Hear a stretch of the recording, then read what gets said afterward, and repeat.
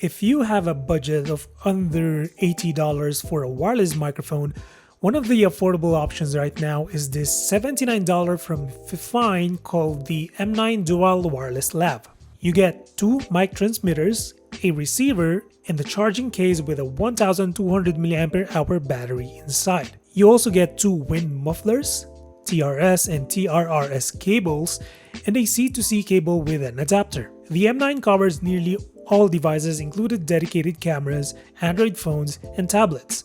While it's also compatible with iPhones with lightning ports, you need to buy a separate adapter or cable. So if you are someone who's looking to get a wireless mic for vlogging or recording presentations, or simply want a better wireless audio quality for your camera, I think the M9 fills that need.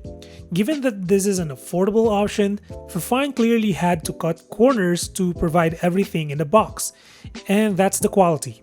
I wouldn't say that the quality is bad per se, it's a significant upgrade if you solely rely on built-in microphones of most devices. Just don't expect the quality to be greater than the most popular ones like the DJI mic and Hollyland Lark M series, which I use for YouTube and when shooting events. Links are in the description if you're interested, but with that said, let's immediately compare the M9 to the DJI mic and Lark M1 to see how it stacks up against the popular choices. So I'm using the Fifine M9 right now. You can see here's the transmitter, and as you can see, there's a lot of cars passing by behind me. This is without the noise cancellation. Now I'm going to turn on the noise cancellation, and this is how it sounds. Now, tell me what you think about it in the comment section. Now here's the difference. There are a lot of cars passing by. Let me know how it sounds with the noise cancellation on. So this time I'm using the Hollyland Lark M1. And here's the transmitter, and you're hearing me without the noise cancellation on. By the way, I'm recording this on an iPhone, so I have a audio jack to lightning port connected to the transmitter, just so you know. So here's how the Lark M1 sounds with noise cancellation on, and that's a car. So let me know. So right now we have a DJI Mic 1, here's the transmitter, but the main difference between the three of them is that this one doesn't come with a noise cancelling feature, doesn't have a built-in noise cancellation, so all the noise cancellation are done in post-edit. Would you rather have the Fifine M9, the Hollyland Lark M1, or this DJI Mic 1? If there's one thing the M9 is good at, that's keeping the dialogue clear. Among the three, it has the clearest dialogue, which others may appreciate more. I did not notice the transmitters were not directly pointed toward my neck for clearer sound pickup. However, this made me realize the M9 still came out with clearer dialogue. As far as regular outdoor recording goes, the M9 can definitely go up against the other two more expensive options. The bass level is better on the Lark M1 and DJI Mic 1, while the M9 is a bit too sharp on the highs, although this is mostly noticeable when listening through a headphone or earbuds. Let's say you're recording in a quiet, indoor environment, the highs can be too sharp for the ears. When it comes to noise cancellation, the M9 overdid themselves, but in a bad way. I sounded like I was underwater.